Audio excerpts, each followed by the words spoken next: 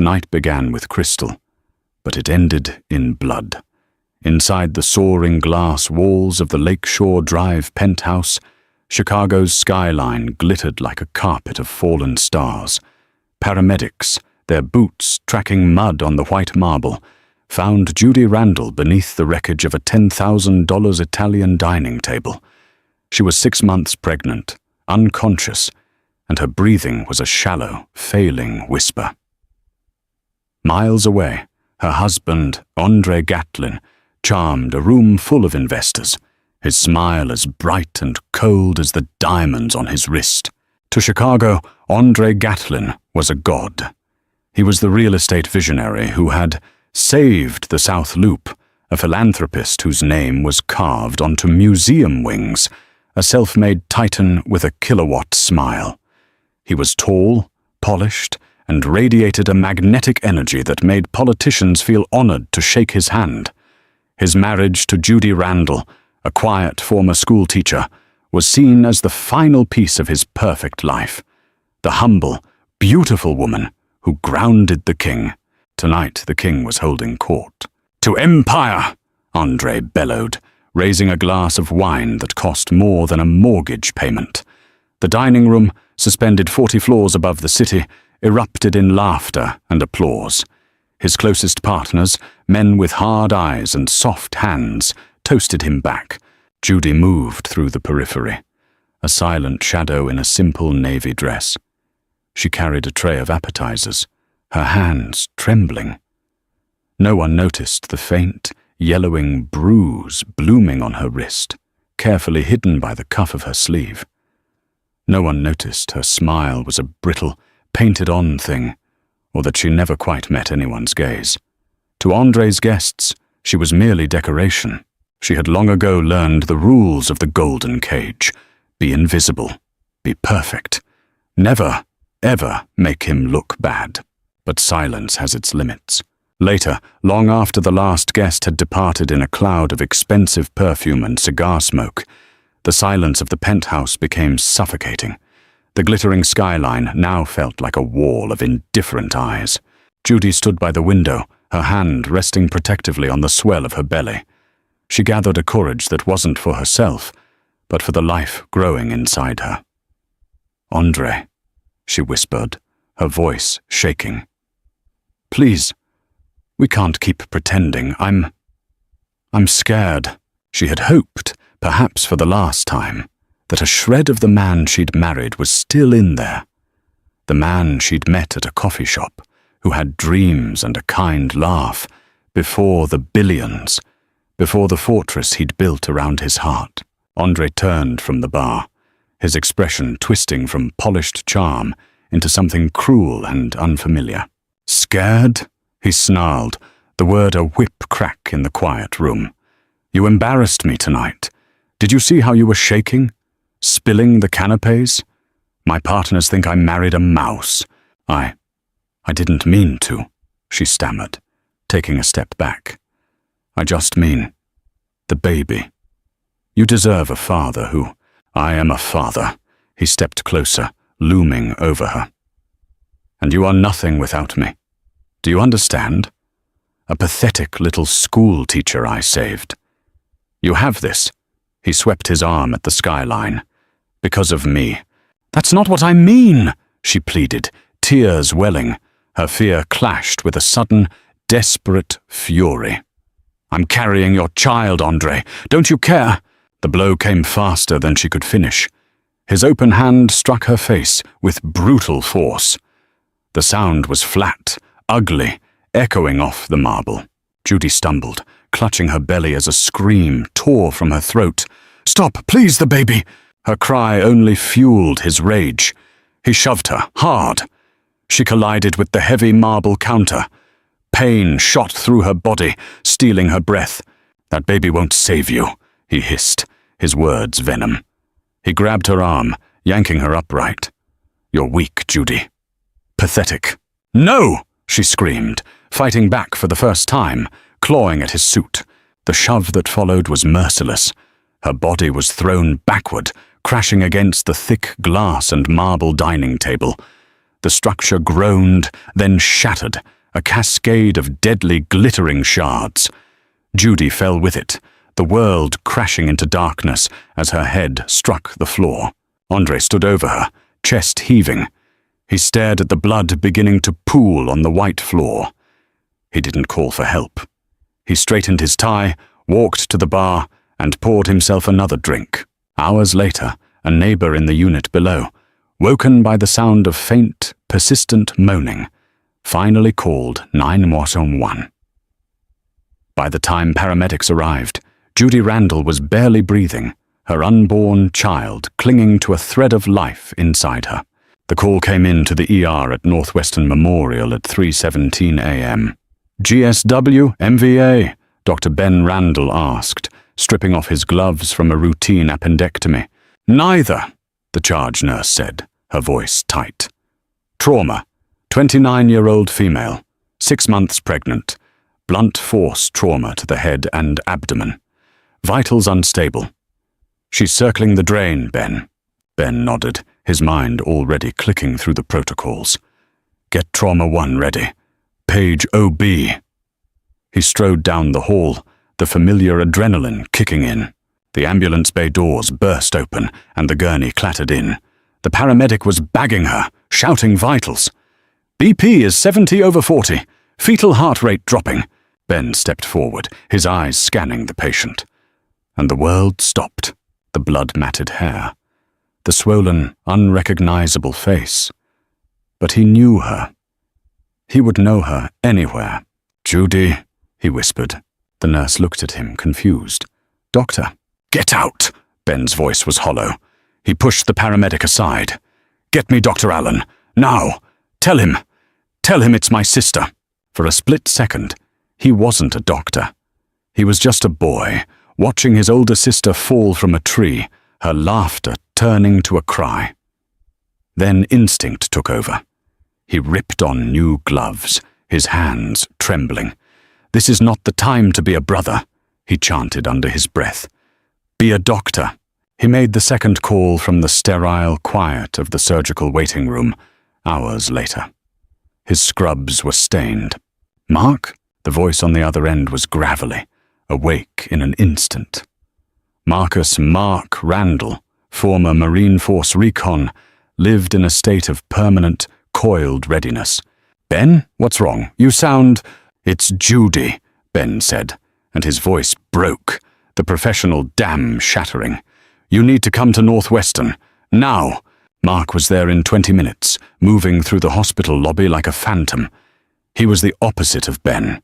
Where Ben was lean, intellectual, and fought to heal, Mark was a solid block of muscle and discipline, a man who fought to win. He wore his stillness like armor, but his eyes, when he saw Ben's face, were blazing. "How bad?" "She's alive," Ben said, scrubbing a hand over his face. "Barely. Medically induced coma. Severe cranial swelling, 2 broken ribs, and a placental abruption. We stabilized the baby. For now. But Mark's gaze was fixed on his brother. "He did this." "It wasn't a question." The paramedic said the neighbor reported crashes, Ben whispered, leaning against the wall, his legs failing. Her husband, Andre. He wasn't even there when they arrived. He showed up an hour later, talking about a tragic fall. Silence hung heavy between them, thick with a shared childhood, with a protective instinct that ran deeper than blood. Mark's fists clenched, veins bulging in his forearms. His voice was terrifyingly calm. "Then Andre Gatlin just declared war." "We'll do this smart, Mark," Ben said, grabbing his brother's arm. "We'll get the police. Police?" Mark's laugh was a bitter, frightening sound. "He owns the police, Ben. He has dinner with the mayor. You can't fight a man like that with a report. You fight him by taking away everything he has." A nurse bustled by, oblivious.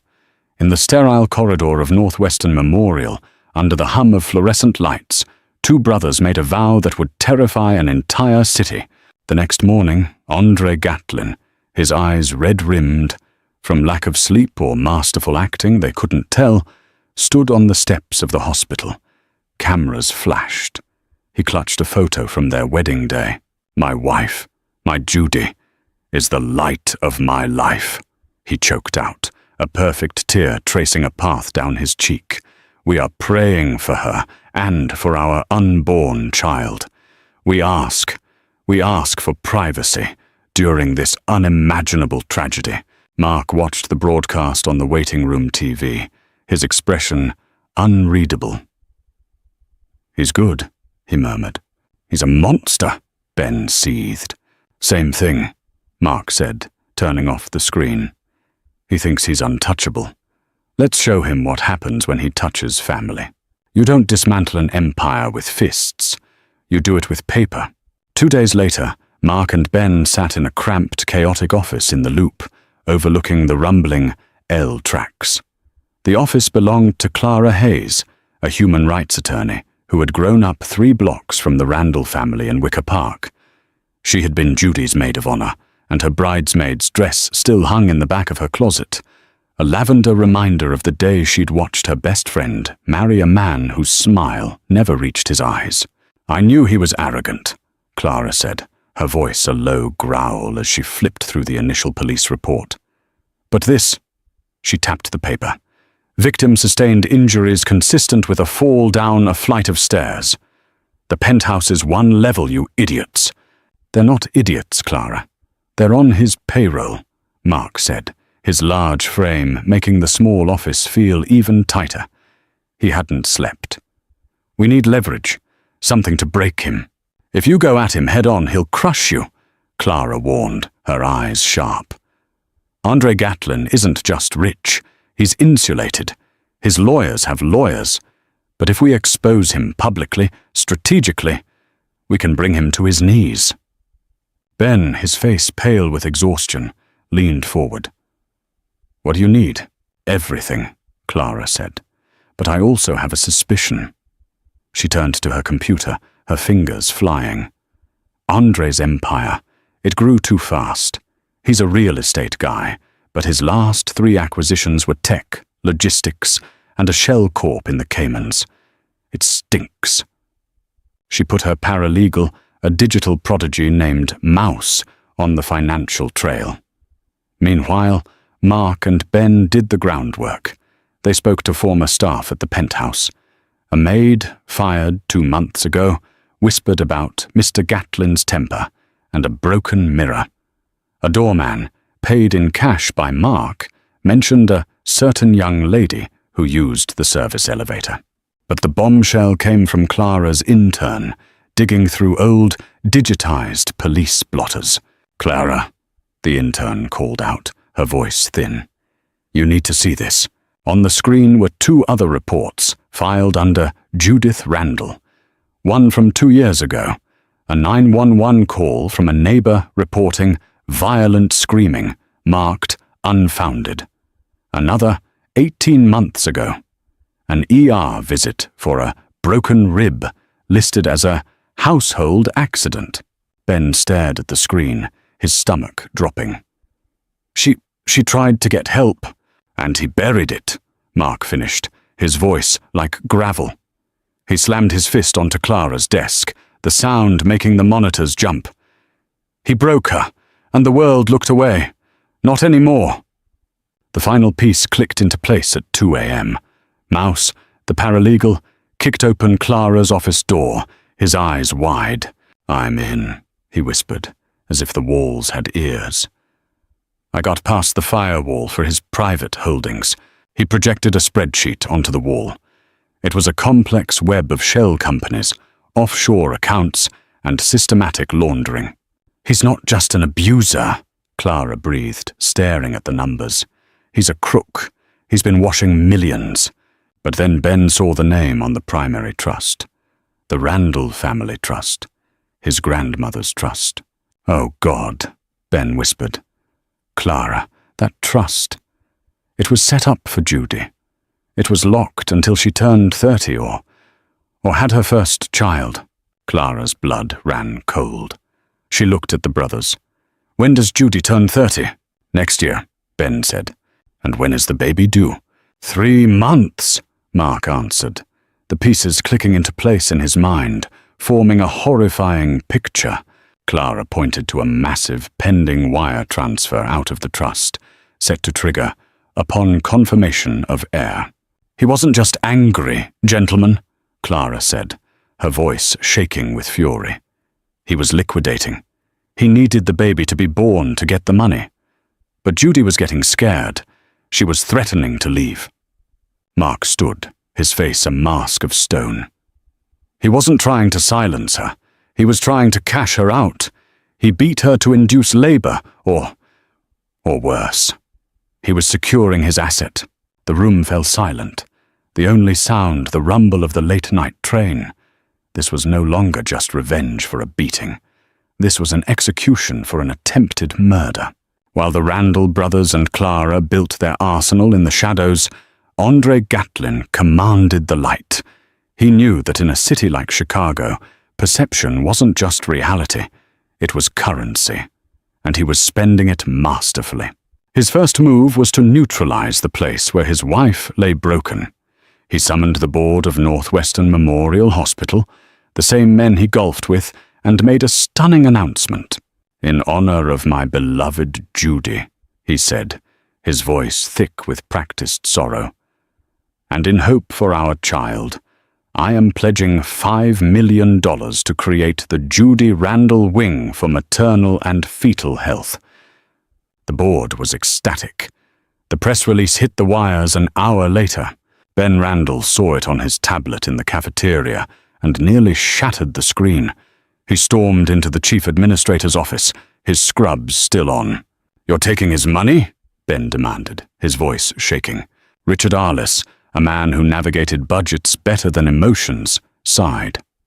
"Dr. Randall, I understand your personal feelings, but that $5 million will save hundreds of lives. Andre Gatlin is a friend to this hospital. This is a tragedy, but we cannot let it cloud a generous gift. It's blood money, Richard." "It's an endowment, Ben," Arliss said coolly. "Don't make this personal. I'll have to ask you to take a leave of absence if you can't remain objective." Ben walked out, the feeling of helplessness choking him. Andre wasn't just controlling the narrative, he was buying the silence of the very institution fighting to save Judy's life. Andre's masterpiece, however, was his exclusive sit-down interview with Chicago's most-watched news anchor. He sat in his penthouse, the shattered table long gone, replaced. The lighting was soft, a photo of a smiling Judy on the mantel behind him. "I don't know what to say, Barbara," he murmured, rubbing his eyes. "1 minute we're celebrating. The next, I hear a crash." He paused, mastering a perfect break in his voice. She must have tripped. The rug. I keep thinking, if only I'd fixed that rug. "The police have ruled it an accident," the anchor said softly. "She is my life," Andre whispered, looking directly into the camera. "And now, to hear these rumors, that her own family is trying to blame me." He shook his head, a portrait of dignified grief. "It's vile. They are trying to profit from my pain." The public response was overwhelming. The city rallied around the grieving husband. Social media flooded with prayers for Andre. He was a saint, a victim, a man enduring the unendurable. Even Judy's own mother, Rosa Randall, called Ben, her voice riddled with doubt. "Benny, are you sure? I saw Andre on the news. He looked broken. He's always been so good to her. Maybe it was an accident. Maybe you and Marcus are just angry." "Mama, he did this," Ben insisted, but he heard the wavering in her voice. Andre's poison was working. He wasn't just isolating Judy, he was isolating them. "We're losing," Ben told Clara and Mark that night in her office. "He's painting us as the villains. We look like greedy, violent brothers trying to shake down a grieving widower.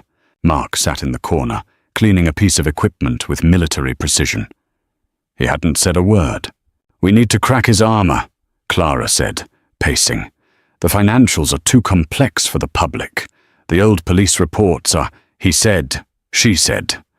We need something simple, something primal. The mistress, Mark said, his first words in an hour. Clara nodded. The doorman mentioned a certain young lady. I pulled security logs from the service elevator. The same name, over and over. Sienna Kerr, a 22-year-old Instagram model. So he's a cheater, Ben spat. Is that enough? No, Mark said, standing up. He slid a high-resolution camera with a telephoto lens into a backpack. It's not. But a picture is. Clara's eyes widened. Mark, you can't. He's insulated, Mark said, zipping the bag. He thinks his walls are high. He's never met someone who knows how to climb. While Andre Gatlin was being anointed a saint on television, Mark Randall, a ghost in the urban jungle, began his hunt. Mark Randall was a patient man. He'd spent 72 hours in a jungle blind, waiting for a single target. A Chicago high-rise was easy. He rented a room in a hotel across from the peninsula, where he knew Andre kept the suite for Sienna. He watched. He waited. He lived on black coffee and protein bars. On the third day, he got it. It wasn't just a picture. It was a story. Andre Gatlin, his face not grieving but gleeful, kissing Sienna Kerr passionately on the hotel's private terrace. The timestamp on the digital file was 2 days before Judy's accident. They didn't go to the mainstream media, who were all on Andre's payroll. Clara gave the photos to Chicago's most ruthless, independent blogger. The headline the next morning was explosive. Grieving husband. Andre Gatlin's terrace tryst. Days before wife's tragic fall. The internet exploded.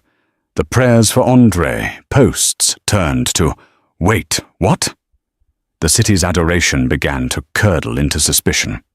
Andre's PR machine, for the first time, was slow to respond. They were stunned, but Andre Gatlin didn't get to the top by folding. He got there by destroying his enemies. He called an emergency press conference. This time he wasn't sad. He was furious. It was the performance of a lifetime.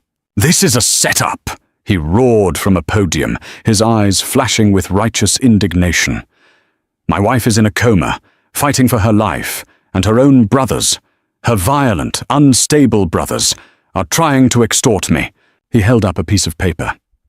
This is a legal letter my team received yesterday from Marcus Randall, demanding $10 million in exchange for his silence. This isn't grief. It's a shakedown. Clara, Ben, and Mark watched from her office, stunned. He forged that, Ben whispered. He's framing us. He's twisting the narrative, Clara said, her mind racing. He's using your military background against you, Mark, painting you as the violent vet. On the screen, Andre pointed a finger, his face a mask of betrayal. They are using this tragedy, and this disgusting photo is a fabrication, a desperate, photoshopped lie. The public narrative, which had just started to tip, snapped back. People were confused, a grieving husband, or a victim of extortion. Andre had successfully muddied the waters. He's too good, Ben said, sinking into a chair. He's going to get away with it. He'll paint Judy as unstable, us as greedy, and he'll walk. Mark stood by the window watching the city. He was quiet. He's winning the sympathy war, Clara said, slamming her fist on her desk. He's going to host that Tribute to Healing gala at the Art Institute next week, and the whole city will kiss his feet and call him a saint. We're out of moves. No, Mark said. They both looked at him. He's right, Mark continued, his voice low and calculating. We are out of moves. Trying to beat him in the press is his game. He's better at it. "So what do we do?" Ben asked, his voice hollow. Mark turned from the window, and for the first time, a grim, cold smile touched his lips. He wants to host a gala. He wants to be on a stage, in front of the entire city. He looked at Clara. "You're a lawyer. You fight with evidence. He wants a war. I fight with targets." Clara's eyes lit up, understanding dawning.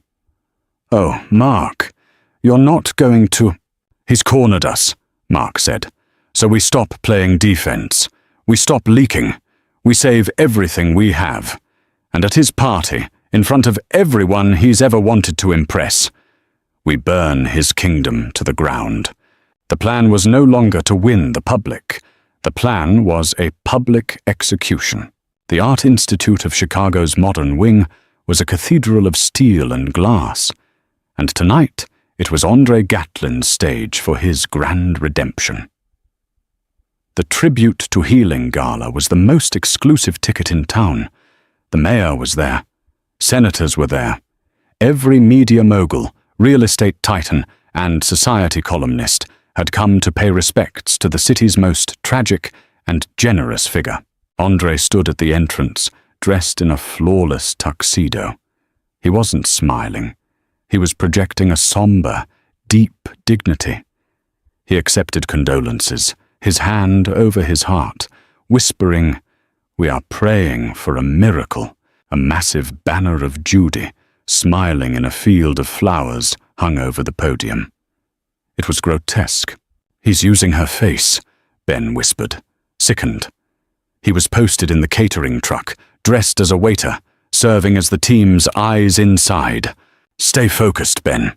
Mark's voice crackled in his earpiece. Mark was a block away in a rented van, parked in an alley, surrounded by high-powered transmitters and monitors. He was the nerve center. Clara was their queen. She had entered through the front door, a guest on the arm of a sympathetic board member she'd known for years. "I'm in," she murmured into the mic, pinned to her dress. "Stage is set. Andre is working the room." Their new and most crucial ally was Sienna Kerr. After Andre had publicly branded her a lying extortionist at his press conference, her modeling contracts vanished. She was terrified and furious.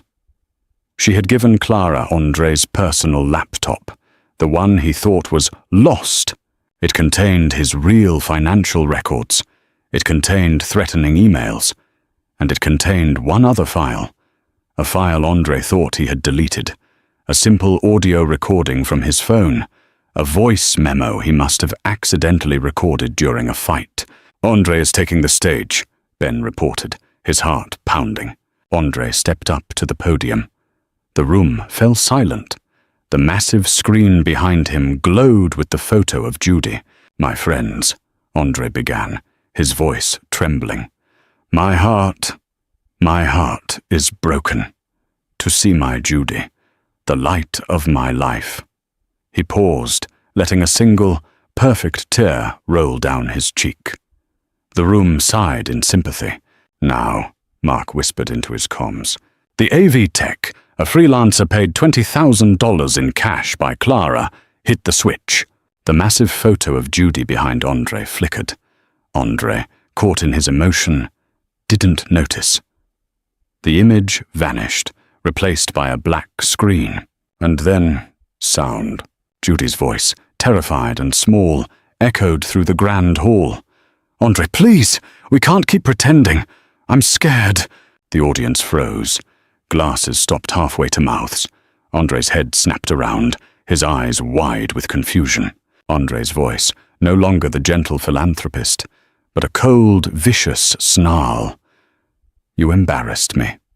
My partners think I married a mouse." A collective gasp went through the room.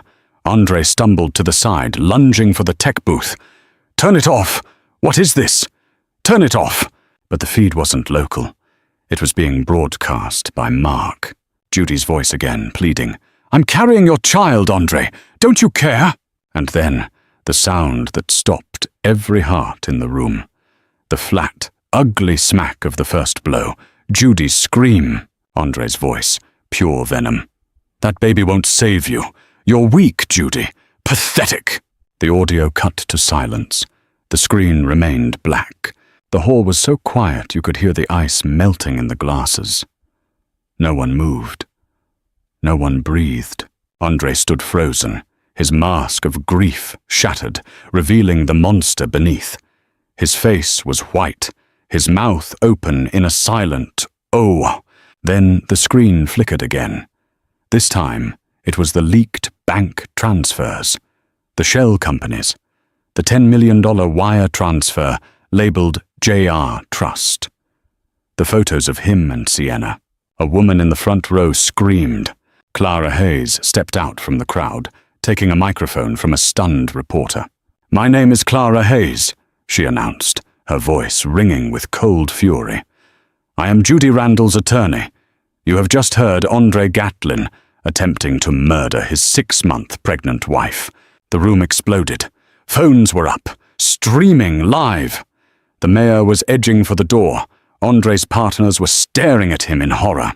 Mark, from the van, watched the feeds from a dozen different phones light up social media. Andre lunged for Clara, his face a mask of primal rage. "You bitch! I'll kill you!" But before he could take 2 steps, Ben, still in his waiter's uniform, tackled him at the knees.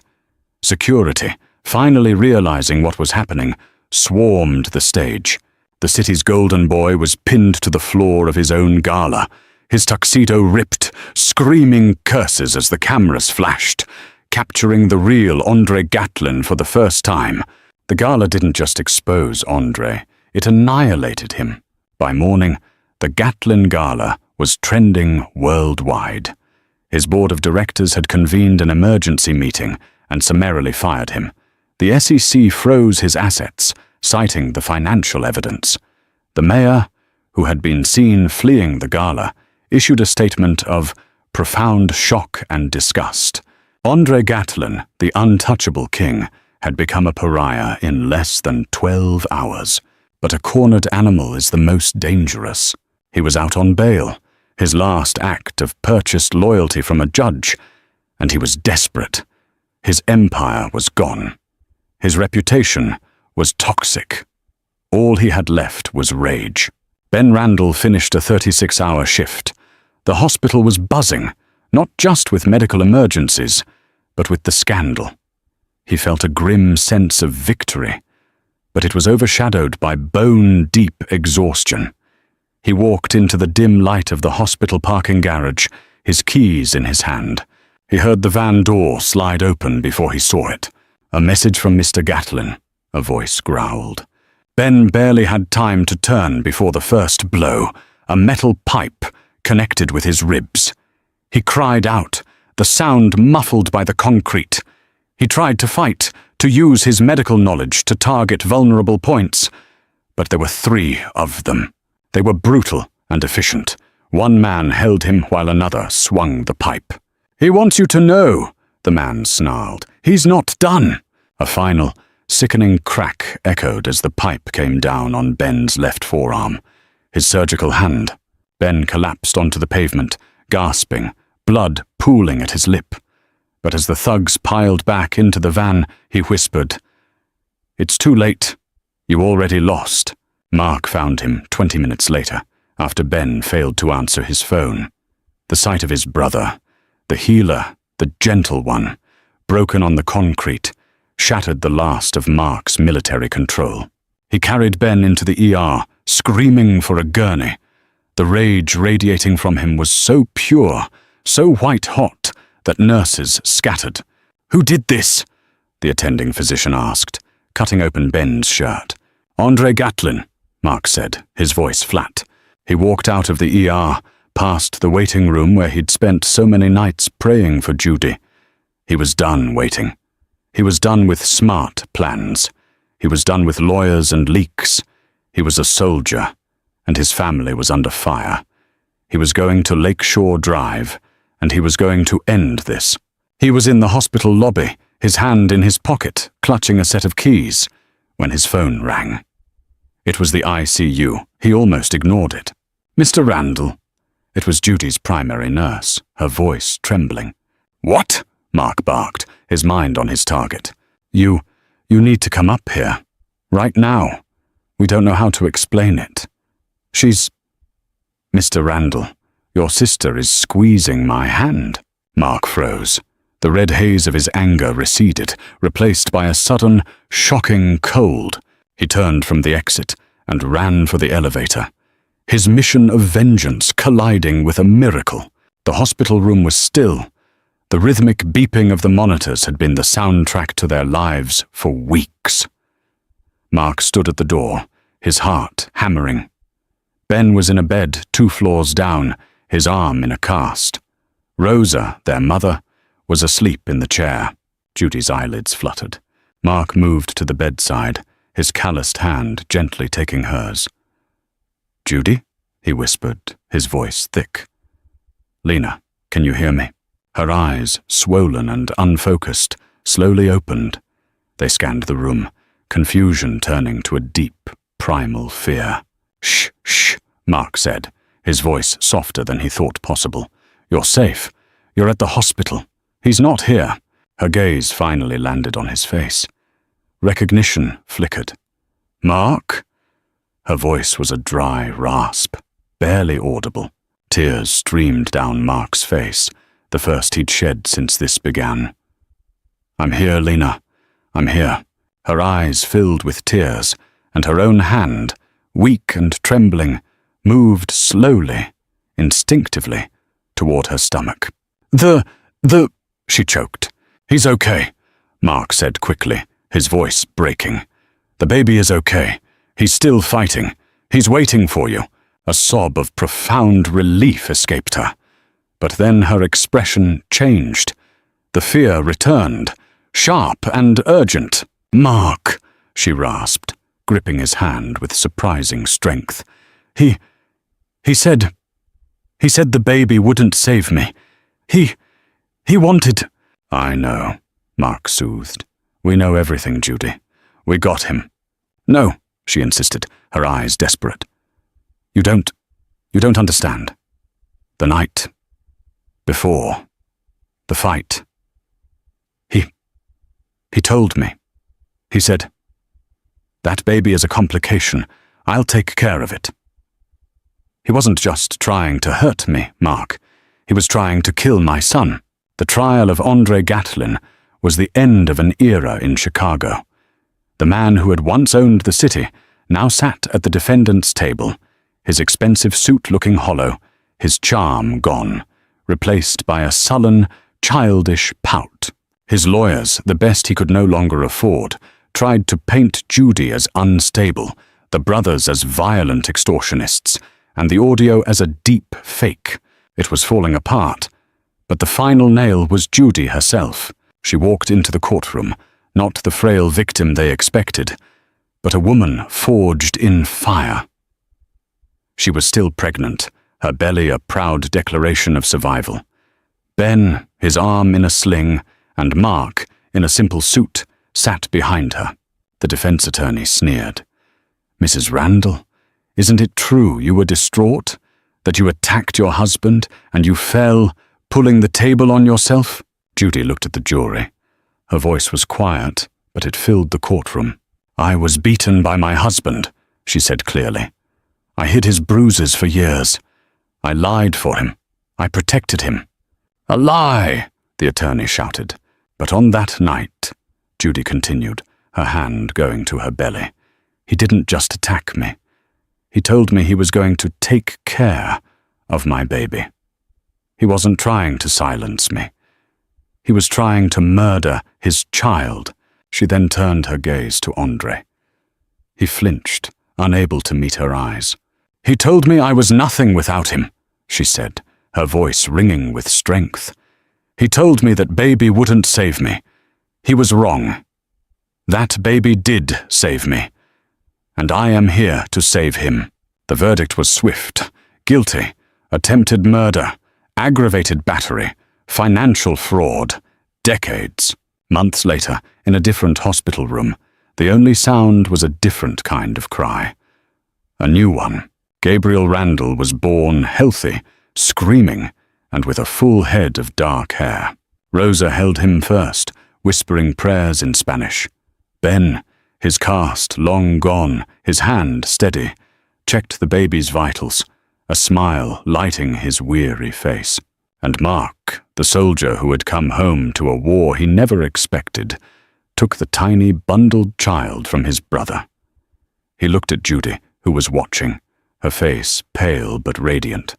"He's safe, Lena," Mark whispered, a single tear falling onto the blanket. "You did it."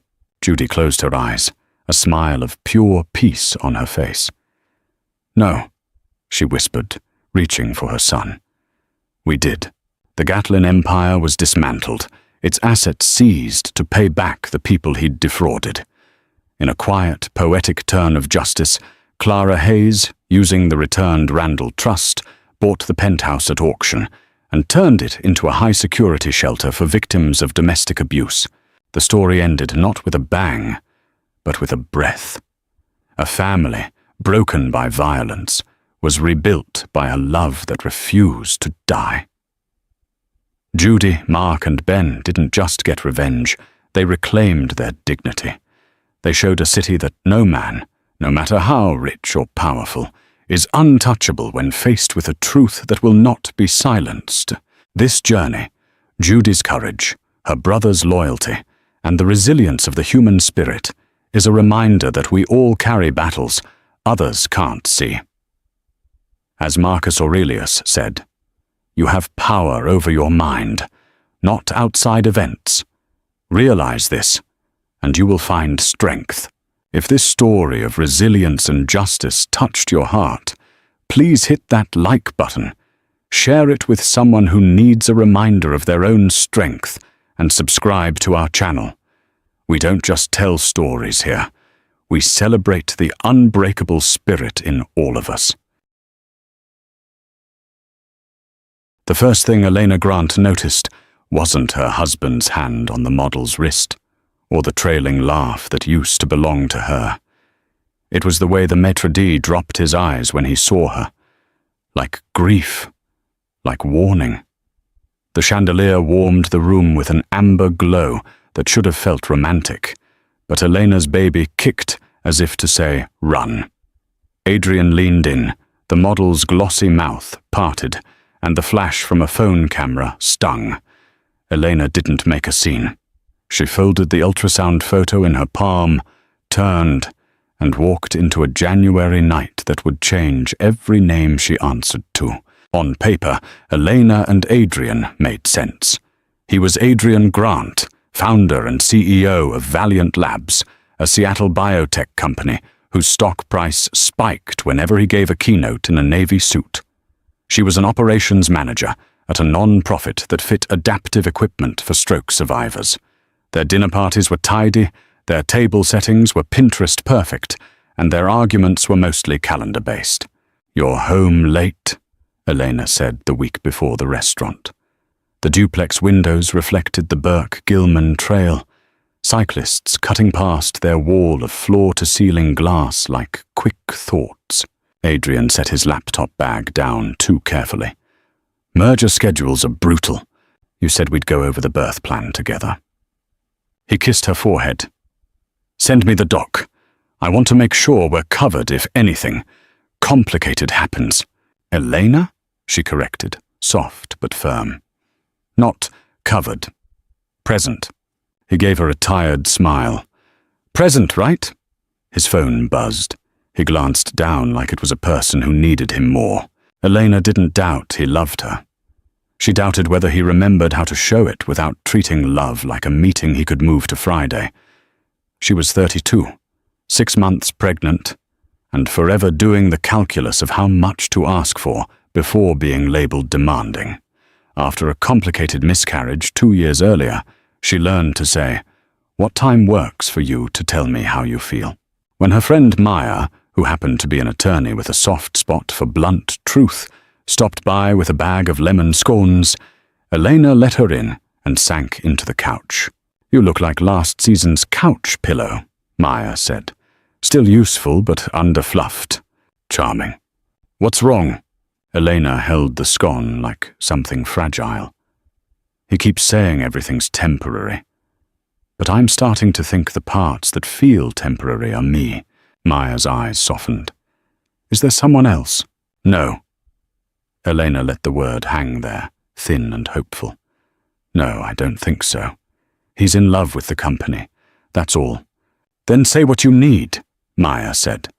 Preferably when he's not trying to rewire the health sector in a single email. Elena pressed her hand to her belly, feeling a small roll beneath her palm, a tidal shift no one else could feel. I'll try tonight. He said he'd be home by 9. At 11, when she turned off the lamp, Seattle gleamed outside like a promise she no longer trusted. Beautiful, distant, loud. Adrian came in at 12:30, the smell of rain and a hotel bar clinging to his suit. She pretended to be asleep and wondered when pretending became their shared language. The next morning, she found a reservation confirmation on the counter. The Paragon, Friday at 7. A bright note in Adrian's tight handwriting. Date night. Just us. She set her coffee down and exhaled. She believed in second chances, like she believed in prenatal vitamins. Daily, faithfully, even if some days tasted like chalk. The Paragon was all muted elegance and flattering light. Couples leaned toward each other as if the room were made of secrets. When the hostess asked for her name, Elena lifted her chin. Grant. I'm a little early. Of course, the hostess said, mouth pressurized with sincerity. Your table's almost ready. Almost felt like a verb in that moment. Something one could do for a lifetime. A gust of laughter lifted from the bar, and Elena's eyes moved on their own. Adrian was there in a navy suit that had earned its own line item in their household budget. Beside him, a woman with hair like a shampoo commercial rested her wrist in his hand. Sloane Mercer. The face was familiar. Billboards, a watch campaign, a strut that could rebrand sidewalks. The kiss wasn't cinematic. It was brief, a flicker. But there's a tone of betrayal that hums in the body. The note rang, and Elena knew. A phone camera clicked. Another. The maitre d' sucked in a breath. Elena watched 2 seconds in which her marriage broke quietly. It wasn't melodramatic. It was ordinary. That made it worse. She turned and walked out. No storm, no shattered glass, just the air and the sound of her own shoes on the sidewalk. She didn't drive home. She drove to the office where she kept things that mattered most, a small box that held the ultrasound photo and the letter she'd started writing 8 weeks earlier after Adrian missed the anatomy scan. It had been theoretical then, a practice drill she promised herself not to need. Now she sat at her desk, finished it, folded it into a white envelope, addressed it in her neat, clean hand. Adrian. At home, she placed the letter against the blue ceramic fruit bowl they'd bought in Leavenworth, because it reminded them of a cloudless day. She took what she needed. Prenatal vitamins, a pair of leggings, the sweater that made strangers say, "Good color on you." She skimmed the nursery, its paint sample card still taped to the wall. Icy mint, silvery moon, gentle wheat. She locked the door and left the key under the terracotta pot they used for basil. The ferry to Port Townsend was a slow, forgiving thing. Its rhythm old, dependable. Elena stood at the railing, cold cutting her face, and watched the city bleed into the fog. Somewhere, a notification pinged. She silenced her phone. "First time to the peninsula?" asked a woman in a weatherproof jacket, hair braided grey and practical. "You're either escape or adventure. People don't come for middle ground." "Escape," Elena said. "Good choice," the woman said, and handed her a thermos cup. "Ruth, you look like someone who needs hot tea and 3 days of bad cell service." At the Port Townsend landing, Ruth scribbled an address on a grocery receipt. "I rent a small carriage house, month to month. Nothing fancy. Quiet. You can hear birds decide things in the morning. Elena wanted quiet. She wanted birds making small, certain decisions. 2 hours later, she set her bag down on a braided rug in a room with low ceilings, white curtains, and a couch that had the good manners to sag politely. She plugged her phone into an outlet and watched the screen burst with messages. She didn't open them. She lay down, side-sleeping like her midwife recommended, and pressed the ultrasound photo to her heart. Back in Seattle, Adrian read the letter 3 times, then sat on the kitchen floor like furniture. His hands shook in a way the boardroom never permitted. "Adrian, I saw you at the Paragon tonight. There were cameras. You held her hand like you were trying to keep a small bird from flying away. I won't scream at you. I won't break the good china. But I won't stay here like a piece of sunlight pinned to a wall. I'm taking space. The baby and I are safe. When you're ready to talk without managing me, without managing the narrative, call Maya. She'll know how to reach me if I want to be reached. Please don't look for me to fix your damage control. Look for me when you remember how to show up." Adrian called, texted, FaceTimed, the rings stacked into a chorus of unanswered need. He dialed Maya. She didn't pick up either. He knew the restaurant would hit the gossip blogs by morning. He also knew the worst part of all this wasn't public. It was private. The look he didn't get to see. The way Eleanor had stood or fallen or flown. He closed his eyes.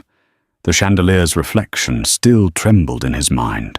Adrian's mother, Vivian Grant, had the calm that only comes from never wondering if you'll be obeyed. She sat at the breakfast bar in a winter white coat, a small pearl standing in for a necklace of apologies she would never give. "The optics are survivable," she said, stirring a spoon in an empty cup.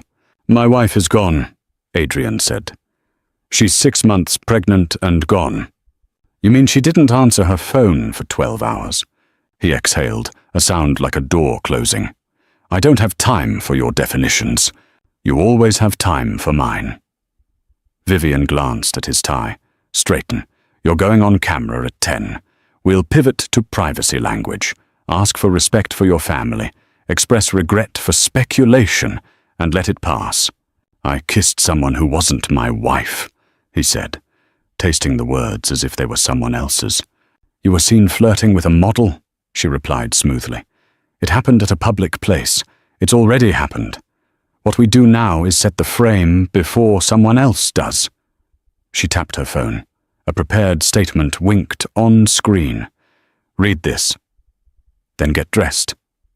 Adrian wanted to throw the phone, or himself, into a nearby river. The boy inside him, the one who built houses out of shoeboxes, knew better. Smashing didn't fix anything. He dialed a number no publicist knew. "Maya," he said when she picked up. "Please." Maya's voice walked a careful line between law and love. "Elena is safe.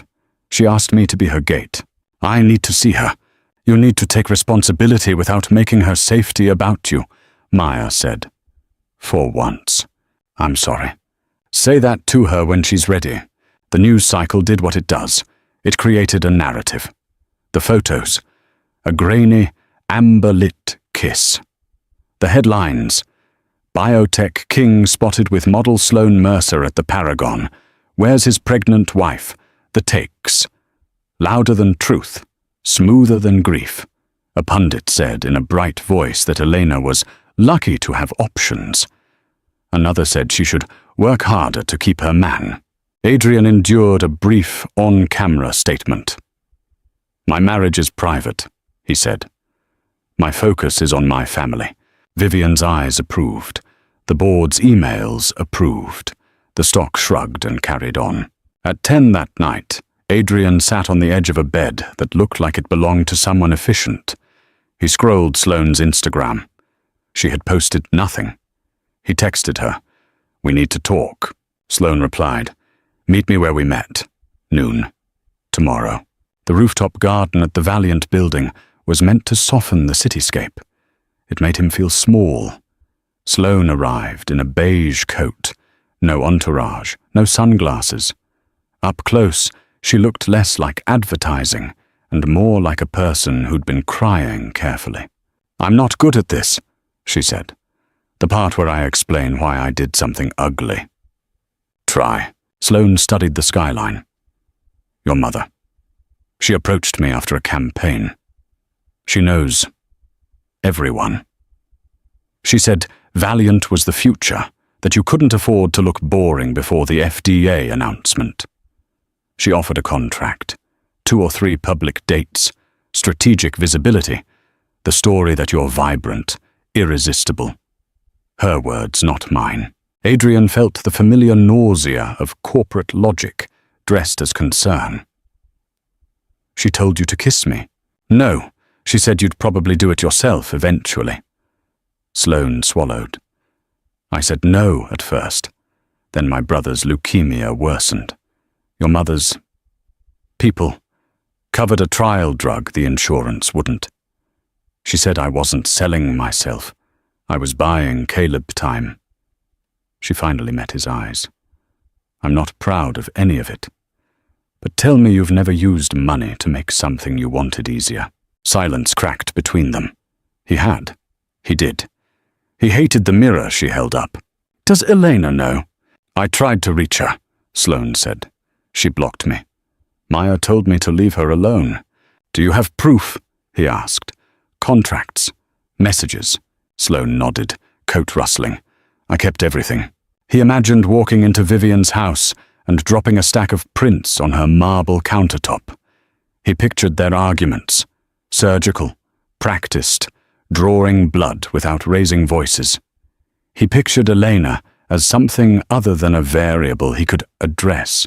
"I need to find my wife," he said, startling himself by using the present tense like a vow. Sloane looked relieved and wrecked in equal measure. "Find her and tell her I'm sorry. Tell her the boy—" She hesitated. "Your baby. I hope he—" Sloane shook her head. "Forget it. I don't get to hope for anything. You get to be human," Adrian said quietly. She half laughed. "That's not what we were contracted for. Elena's days in Port Townsend started the same way, by listening to a silence that belonged to a place that didn't know her. The carriage house had a stove, older than her marriage, and a kettle that made small, encouraging noises. She logged on to a local midwife's website. The clinic was 2 streets over, tucked between a bakery and a bookstore, whose owner watched her as if she were a page that had blown out of a novel. The midwife, Dr. Bethany Cole, was one of those women who could braid calm into every appointment. "We'll set up weekly prenatal checks for now," she said, hands warm around Eleanor's wrist. "You're carrying the weight of a move, sweetheart." "That counts." "I haven't moved," Elena said, surprised at the defensiveness.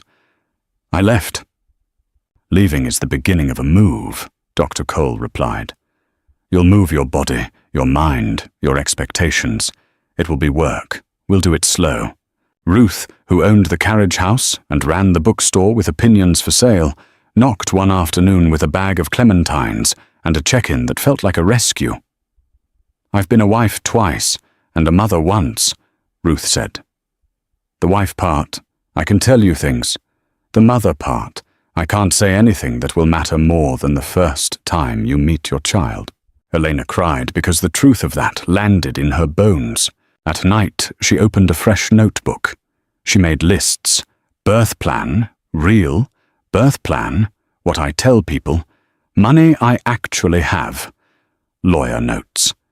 Maya had answered her call with the sigh of someone who had been waiting on the other end of a thin rope.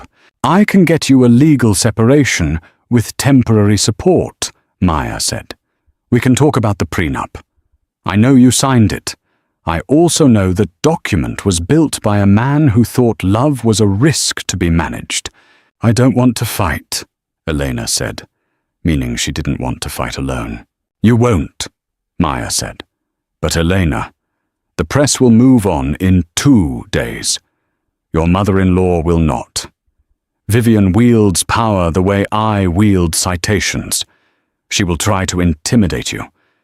She'll be careful, always careful. I've seen the NDAs with her perfume still on them. Do you think Adrian knew? Elena asked. She wanted to be angry without erasing everything good. She wanted to not want him. I think he forgot the difference between control and love. That doesn't mean he can't learn it, Maya said. But learning is a verb. After their call, Elena opened the banking app and scrolled transactions she never cared to pass before. Valiant-related debits, family trust disbursements, a wire transfer to an entity called Mercer Care, LLC. Her breath snagged. She Googled with Ruth's slow computer. Sloan Mercer. Mercer Care was a non-profit registered last summer, 48 hours after a photo of Sloan leaving a children's hospital went viral. Elena rubbed her temple. Was Mercer Care a charity? A shell company? A door? Hidden truths weren't always devastating. Sometimes they were stares out of a room you thought was sealed. At the bakery, a woman rang up her coffee and offered a napkin with a quote written in blue ink. Sometimes the only way out is through. Elena tucked it into her notebook as if it were a prescription. One evening, the ferry horn sounded low and the air iced. Elena's phone vibrated with a number tagged unknown. She didn't pick up. It rang again, persistent, then stopped. A text followed, a single line. I have something you should see. It's about Vivian. Sloan. Elena stared until the letters blurred. She didn't reply. She didn't block Sloan either. Choice, she noted, had its own temperature. Sloan's apartment was the kind that made minimalism look like contrition. She lay on the couch and pressed a cold rag to her eyes. Her brother Caleb slept in the second bedroom, his breath an argument with his lungs. Their parents had left when they should have stayed. Sloan learned early that grace often arrived as an invoice. She collected the documents like a penitent, the contract with Vivian's consulting firm, the emails full of pearled evasions, the text message that read like a threat and a gift. Play this well and everyone wins. Sloan had been 14 when she learned that everyone sometimes meant them. She packaged it on a thumb drive and wrote a letter with the kind of care that made her hand cramp. Elena, I owe you nothing you want from me, and everything you deserve from the truth. I was hired, coerced, by Vivian Grant to make it look like your husband is glamorous. I took the money because my brother is sick and because I didn't think of you as a person, only a variable. That's on me. Here are contracts, texts, emails. I am not absolved, but I am done being useful to someone else's calculation. Do with it what brings you peace. Sloan. She found Maya's office address on the non-profit's website. She FedExed the package for next day morning delivery. Then she called Adrian because old patterns still tugged. I sent Elena documentation. She needs to know. He exhaled like he'd been holding his breath for a week. Thank you. You can still be a good father, Sloan said. You can still be a better man than Vivian groomed you to be. He laughed and didn't mean to. Groomed. You were raised like an heirloom, Sloan said. Polished, displayed, protected from failing until failure grew teeth. Caleb coughed, a thin, frightening sound. Sloan put down the phone without ceremony. Adrian stared at the screen. The call ended and whispered thanks into his empty kitchen, as if the word could get anywhere without courage to carry it. Adrian arrived at his mother's house in a rainstorm that took itself seriously. Vivian's home overlooked the lake like a judgment. The walls held the heavy quiet of expensive art. Is this an ambush? Vivian asked as he stepped into her office. It's a reckoning, he said, and set the printed emails on the mahogany desk. She skimmed, eyes as cool as a winter window. We partnered with a cultural figure to enhance brand story. You paid a woman to be seen with your married son. You were complicit, Vivian said gently. Rationally, if not legally. Tell me you didn't enjoy being desired. He wanted to slam the desk, to bruise the wood with his denial. He took a breath instead. I enjoyed forgetting that I built a life where love is a calendar invite. I enjoyed forgetting things I shouldn't have. That ends now. Vivian sat back, lift of eyebrow like a curtain. You think Elena will forgive you because you found a villain? I think I will become a man worth forgiving, he said. Vivian's smile was surgical. The court of public opinion will move on by Tuesday. The court of family will not. Elena will cost you focus. Focus is money. Money is medicine for the people who rely on your company's drugs. You want to be a hero? Be the hero in the right story. I want to be a father who doesn't text his daughter at her graduation because he's on a plane to Davos, Adrian said, surprising even himself with the tense. Daughter. The word brightened a hallway in his mind. Vivian's eyes flickered just once. Daughter? I don't know, he said. I'll know when I'm there. He stood. I'm stepping back from daily operations for a quarter. I'll take the board fallout. I'll pay the fee for breaching your little spectacle. I'm done outsourcing my soul. You'll regret this, she said, voice low with a mother's curse, disguised as a blessing. I regret missing the anatomy scan, he said. I regret teaching Eleanor she had to manage me like a crisis. I regret believing love is PR. That's enough regret for one lifetime. He left and, for the first time since the restaurant, cried like rain had taken over his face. Men are always told to aim for the fix. Sometimes the fix is leaving the room you've always been praised for standing in. He called Maya. Please, he said. Tell her I want to meet. Anywhere she feels safe. No pressure. I'll leave if she looks at the door. Maya hesitated. I'll ask. But you should know something.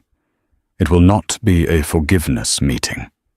It might be a boundaries meeting. Good, he said. I finally learned the value of a boundary. They met at the bookstore because stories can sometimes translate languages people forget they speak.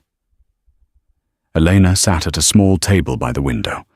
The rain wrote a letter on the glass. She wore a grey sweater, her hair up like it had been the night they chose paint samples for the nursery. Adrian approached without theatre. He took off his coat like a man taking off armour. Thank you for— Sit, she said.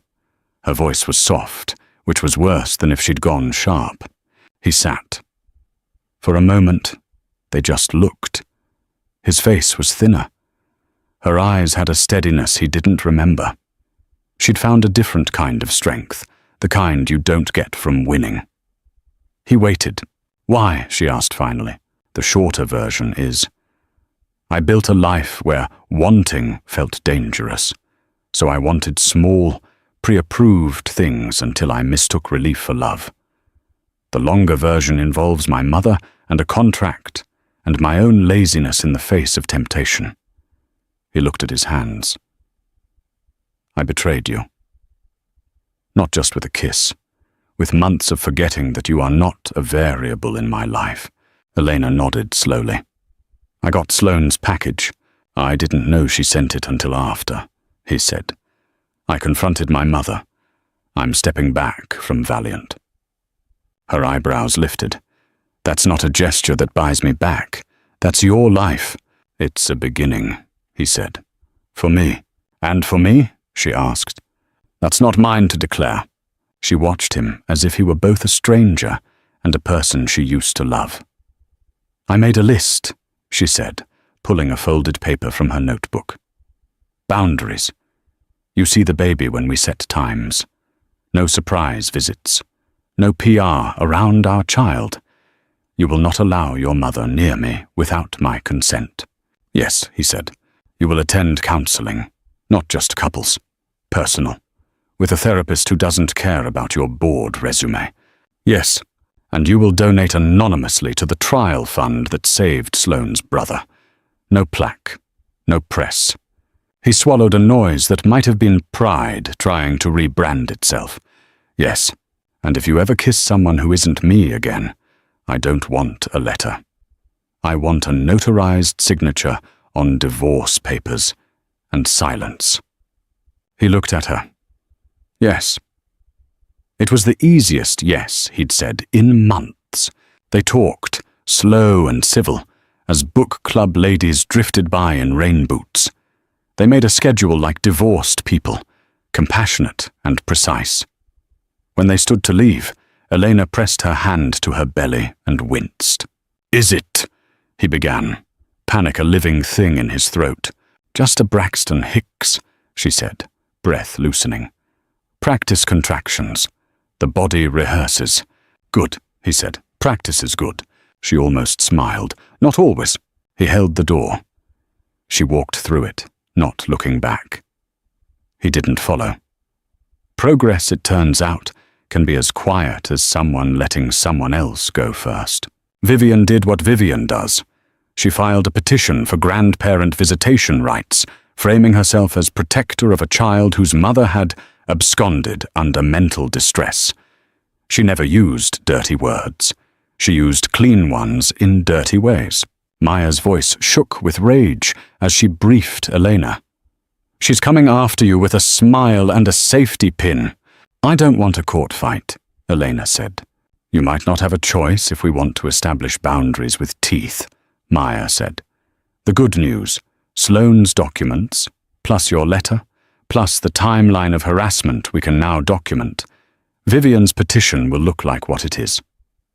"What is it?" Elena asked, though she knew. "Control dressed as care," Maya said. "They prepared, they filed their own motions, and they bought more legal pads than bread." Ruth left a plate of oatmeal cookies on the stoop and a note. "You're not awful for being fearful. You're brave for being here anyway." Elena pinned it to the fridge. "Courtrooms are poorly designed for heartbreak. The wood is too polished for despair." Vivian arrived in a dove-grey suit that suggested she'd gentrified remorse. Adrian sat behind Elena, not beside, at her request. Sloane entered in a plain dress and spoke with a steadiness born of too many advertisements. She recounted the contract, the pressure, the particular phrasing, for broader engagement prior to regulatory milestones. The judge, a woman whose hair had given up on vanity in favor of clarity, listened. When it was Eleanor's turn, she stood and told a story that avoided spectacle. "I left because I needed to feel safe," she said. "I left because I was tired of being managed. I left because my baby kicked as if to say, I deserve better than a parent who bargains with her worth." The judge asked practical questions. Where was she living? Who was her doctor? How soon was she due? Elena answered like a woman who built a crate from splinters. Maya presented Sloane's package. The judge took her time. She returned with a ruling that declined Vivian's petition without prejudice and cautioned both parties to avoid weaponizing care. She set a temporary order. Adrian would have scheduled prenatal support time and check-in calls. Vivian would have none. Outside, cameras gathered like birds who'd learned to eat from hands. Adrian leaned toward Elena. Careful. "Thank you for letting me be there." She nodded. "Thank you for not making it about you." Vivian exited the courthouse like weather. She looked at Eleanor with a smile that never touched her eyes. "You're very good at casting yourself as sympathetic." "I'm very good at telling the truth," Elena said. Vivian's mouth curved delicately. "Truth is a brand like any other." Eleanor didn't answer. She turned away, pressing her palm to her belly. The baby rolled as if repositioning for a better exit strategy. Labor began at 3:24 a.m., the hour when even the bravest thoughts feel weak. Elena's water broke with a rush that startled the cat she had not adopted, but who had adopted the carriage house steps. She called Dr. Cole, then Maya. Both arrived with bags that had been packed for weeks in different ways. They drove to Swedish Medical in a Subaru that smelled like books and lemon gum. Ruth followed in a rattling pickup with a thermos of broth because she believed in broth the way teenagers believe in forever. The contractions were dignified at first, polite knocks. Then they arrived like decisions that could not be moved to Friday. Elena breathed the way she'd learned in a room with mats. She said a few words Adrian would have paid not to hear.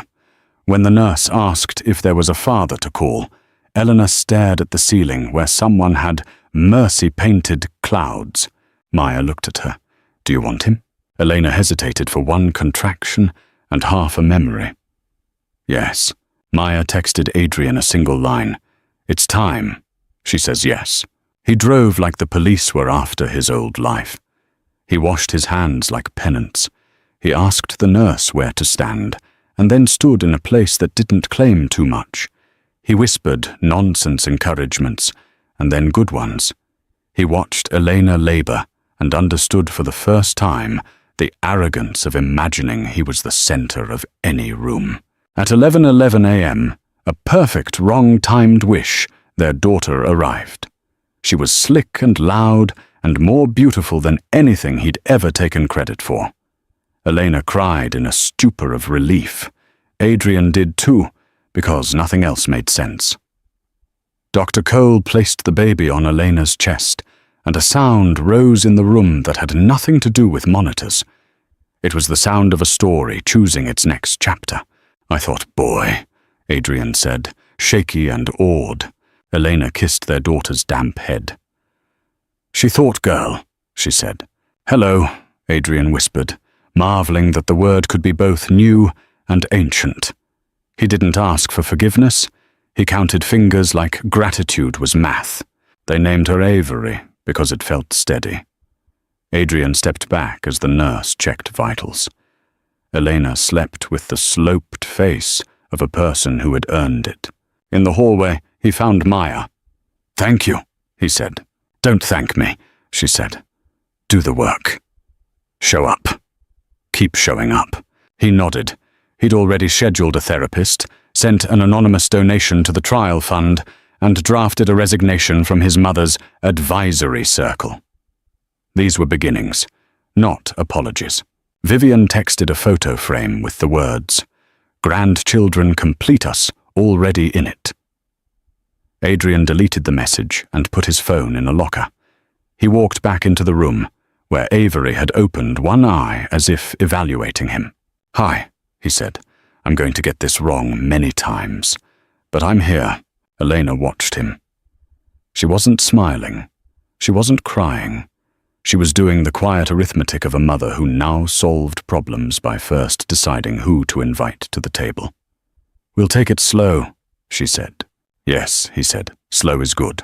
Slow is earned." He nodded. "I'll earn it." The baby hiccuped with authority. Elena laughed, a small silver sound in a room sterile with purpose. Sometimes redemption looks like confetti. Sometimes it looks like someone washing a dish without being asked. By spring, the carriage house had nettles in the yard, which Ruth insisted meant everything was healthy. Elena built a life calibrated to the rhythms of a newborn and a woman who had once believed love is something you keep quiet, so it stays. She took long walks with Avery strapped to her chest and learned the names of birds. She returned to her non-profit part-time. They welcomed her back as if she were a good idea rediscovered. At the office, a young colleague confessed she was leaving a controlling boyfriend. "You helped me see it," the woman said, surprised. "You didn't know." "But you did." Adrian rented a small house 10 minutes away. Not to hover, not to stage a performance, but to be local to the life he wanted to belong to. He arrived for scheduled visits with a diaper bag that actually had diapers, and a baby carrier he'd practiced with a bag of flour until the YouTube algorithm cried. He attended therapy and sometimes left with red eyes and shaky hands. He told the board he was not returning fully. He would serve as chair only, with limited authority, effective immediately. They fussed. He stayed firm. Sloane visited once, on a day as soft as laundry. She brought a tiny knit hat in a white paper bag. "I'm not staying," she said at the door, eyes wet. I wanted to say, I hope she never has to forgive anyone for what they were paid to do. Elena squeezed her hand. "I hope your brother gets well." "He will," Sloane said, daring hope to overstep. "Or he won't. Either way, we'll love him loudly." Vivian sent a typed letter on thick stationery, its apology lawyered within an inch of its life. Elena didn't respond. Some apologies you don't accept, not because you're cruel, but because you've learned not to invite a wolf to the fence line. When Avery turned 6 months, they painted a small nursery in Elena's duplex, Gentle Wheat winning by 1 vote. They hung a paper moon. Elena and Adrian stood in the doorway, like tourists in a life they weren't sure they could afford. Elena reached for his hand and didn't take it. She let the moment breathe. "Thank you for buying the cheap paint," she said. "It's not cheap," he said. "It's modest." He grinned at himself. "I'm learning." She smiled, a real one, soft as weather. "We both are." Outside, Port Townsend exhaled the salt of patient things. Boats, old piers, people who've buried versions of themselves and gone on to make dinner. Inside, Avery gurgled, unimpressed by plots and adults. Elena kissed her daughter's head and thought of that January night, the chandelier, the maitre d's eyes, the cold air kissing her face. She had walked out of a room and into another. She had left a letter and found a voice. She had not forgiven because the story demanded it. She had forgiven where it served the child she loved and the woman she was becoming, and that finally was enough. If you stayed with Elena's story, you already know. Some endings aren't clean. They're honest. Betrayal, power, love, and truth can live in the same room and teach us how to breathe again. Elena didn't return to the life she had. She built the one she needed, slowly, carefully, with boundaries that protect what matters. Adrian's redemption wasn't a grand gesture. It was showing up, listening, and doing the unglamorous work of change. And for Avery, the smallest person held the biggest lesson. We become the family we practice being. If this story moved you, I'd love for you to keep this community going. Please like the video, share it with someone who might need it tonight, and subscribe for more deeply human, slow-burn dramas. Your support helps stories like this find the people who are ready to hear them. Thank you for watching, and take good care of yourself and each other.